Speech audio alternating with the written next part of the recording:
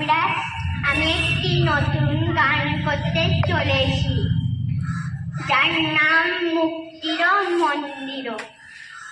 মুক্তির মন্দির স্বপন